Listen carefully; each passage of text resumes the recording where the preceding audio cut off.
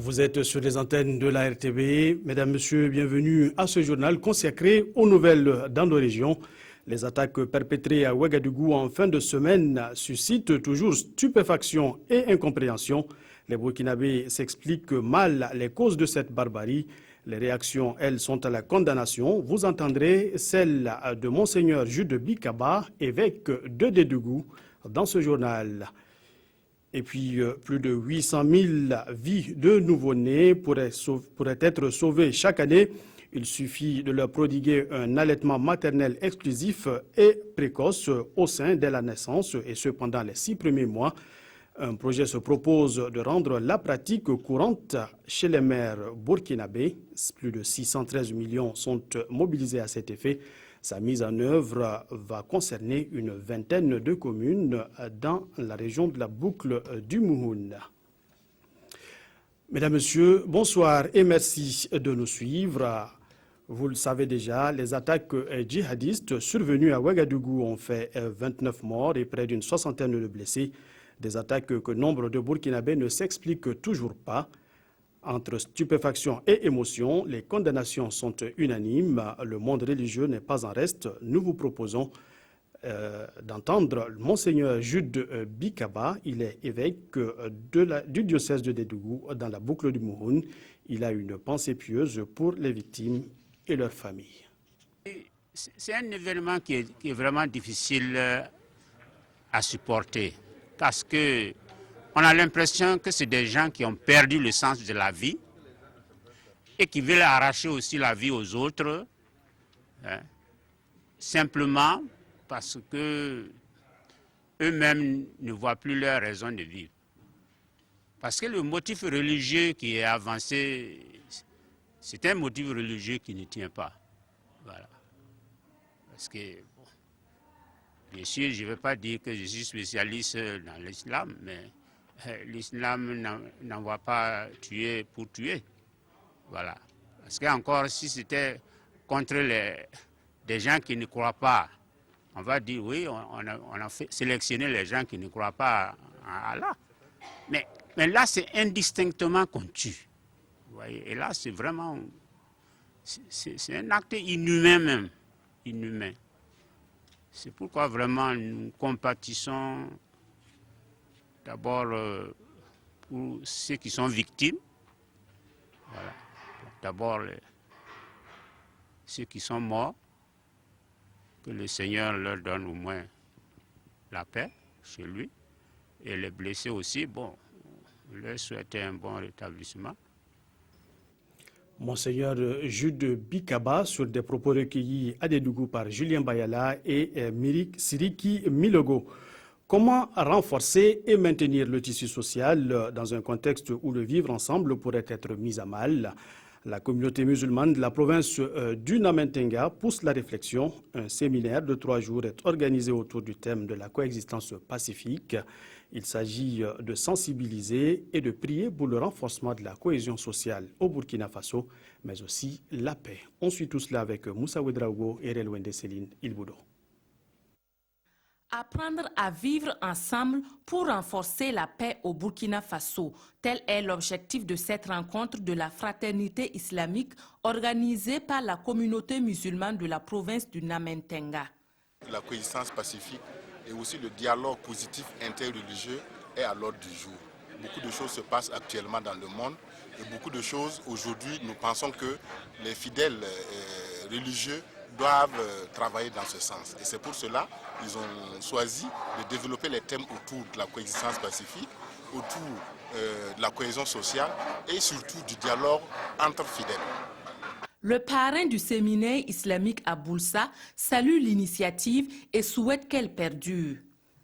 Si on avait des choses, la communauté musulmane faisait aussi beaucoup de choses comme ça. Bon. Les musulmans qui sont, par exemple nous en province ici, la province est étendue, mais nous on ne se connaît pas.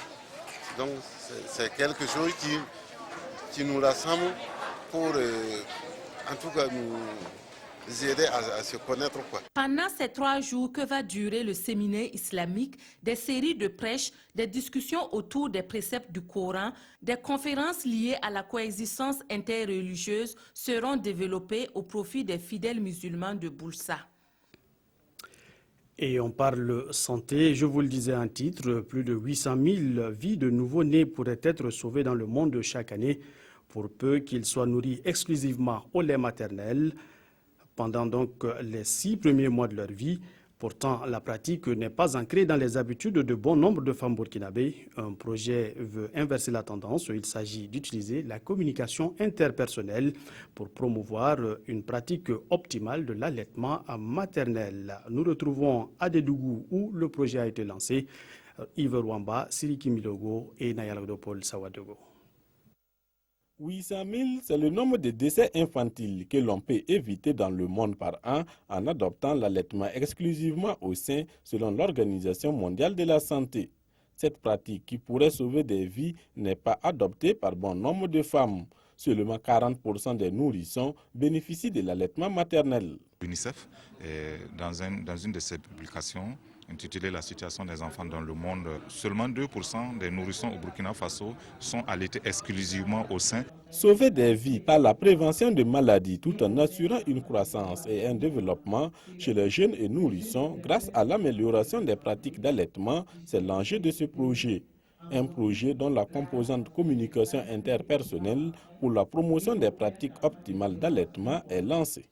Nous comptons atteindre au moins 80% des femmes enceintes avec des messages clés sur l'allaitement maternel. Nous allons contribuer à la mise à niveau des agents de santé, donc tous les agents de santé des 20 communes d'intervention. La question de l'allaitement maternel est ressortie comme une préoccupation majeure dans la boucle du monde. Nous pensons que c'est un projet qui va venir booster davantage les indicateurs de santé. Environ 613 millions de francs CFA, c'est le coût de ce projet financé par Alive and Thrive, un projet qui dure 20 mois et qui concerne 398 villages des 6 provinces de la région de la boucle du Mouhoun.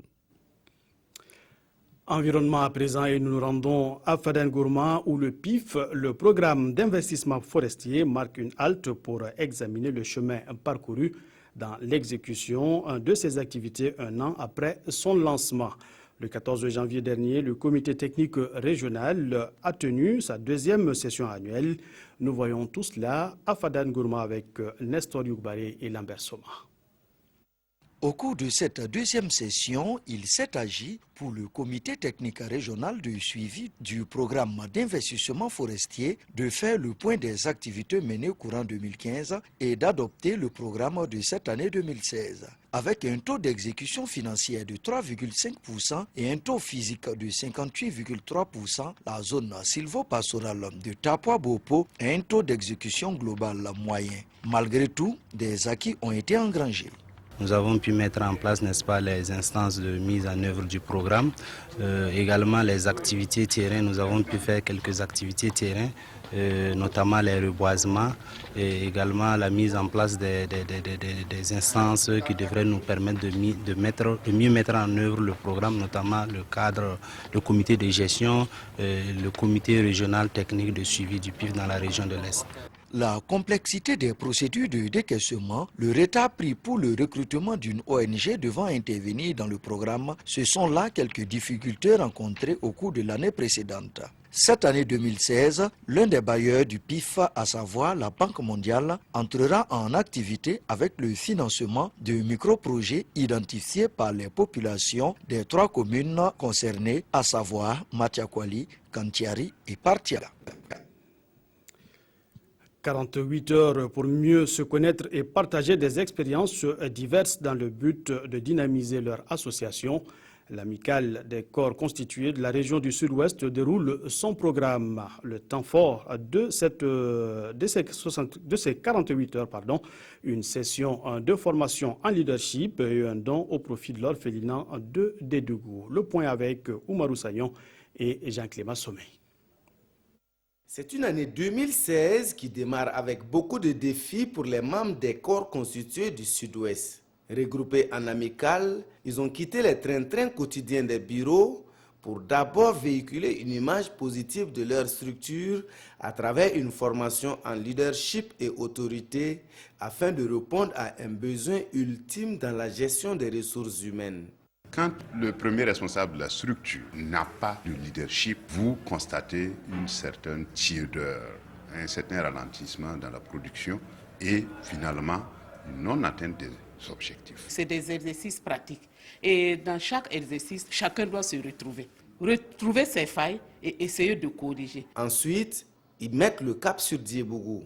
Ici, les membres de l'amicale des corps constitués sont venus faire parler leur cœur à l'orphelinat Giuseppe et Margherita Coletta avec un don constitué de lait, de vêtements, de savon et une enveloppe financière.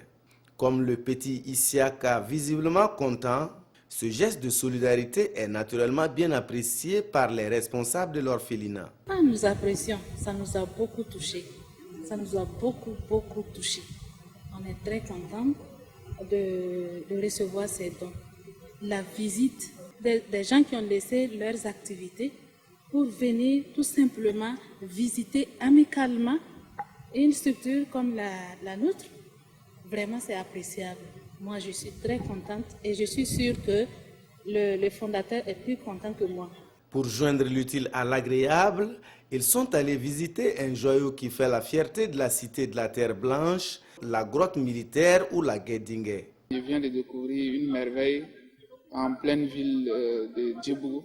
J'avoue que c'est vraiment une merveille qu'il faut vraiment faire la promotion. Et j'invite tous ceux qui n'ont pas encore visité de venir. Certainement à la main, vraiment c'est un joyau. Je suis encore plus triste lorsque je me rends compte que l'usage qui en est fait actuellement n'est pas rentable. Ça peut être un site utilisé vraiment à des fins touristiques qui allaient attirer les gens. Ce sont donc 48 heures bien remplies et satisfaisantes pour le bureau de l'amicale.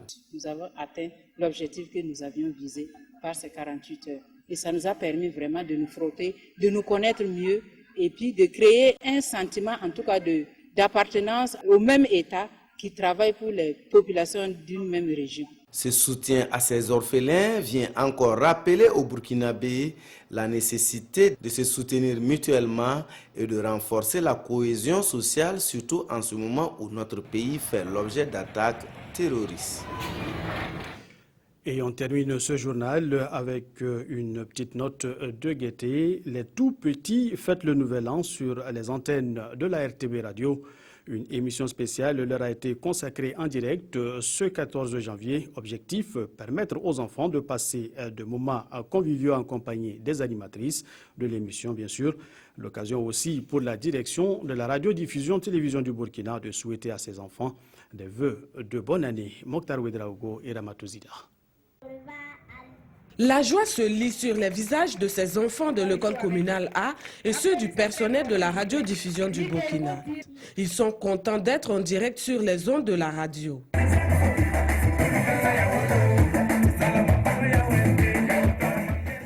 Après s'être amusés, ils ont reçu des cadeaux pour marquer ce spécial nouvel an de l'émission Fréquence Enfants à eux dédiée.